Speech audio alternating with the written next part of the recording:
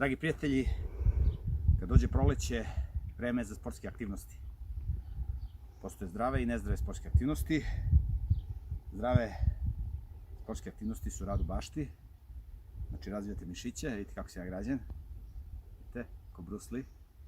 Znači razvijate mišiće, mozak super radi, pravite pare, znači proizvodite stare sorte koji su 50 puta skuplje nego ove drogirane i sutra kad jedete svoje proizvode, to je jedan poseban osjećaj. Nije isto kad kupite krompir na pijaci, evo ja sad sadim krompir, nije isto kad kupite krompir na pijaci i kad ga jedete i kad jedete krompir koji ste vi proizveli.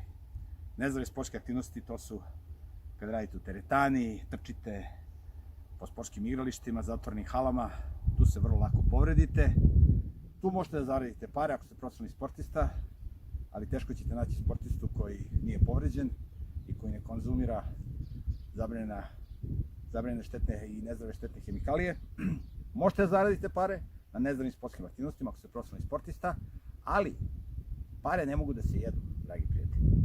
S parama ne možete ništa, možete dok radi i funkcioniše sistem, ali evo čim sistem pukne kao sada, pare ne mogu da se jedu. Znači ako ne proizvedete hranu kao što je Bog zapovedio, nećete biti ni zdravi, ni lepi, vidite, ni pametni, niti ćete uživati u zdravoj i ukusnoj hrani. Evo iza mene vidite, ovo se zove stajnjak, to je ono što krave kake, to ćemo mi posle ovde da bacimo. A, Miroljuga, radiš sa izmetom, ja, radim sa izmetom, pa svaki dan idemo u toalet 2 do 3 puta, radimo sa izmetom svaki dan, je tako?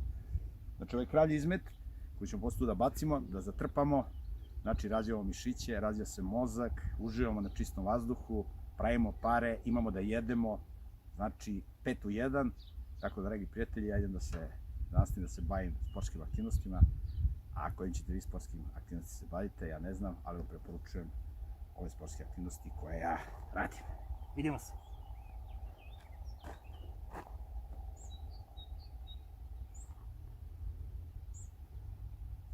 Kada se bavite sportskim aktivnostima morate da imate adekvatnu sportsku opremu.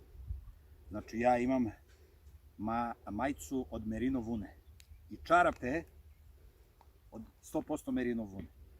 Znači ne može pamučno, laneno, to je sve neprikladno. Znači merino vuna je najprijatnija, upija znoj, izbacuje ga i u merino vuni ima jedan loj koji ubija bakterije.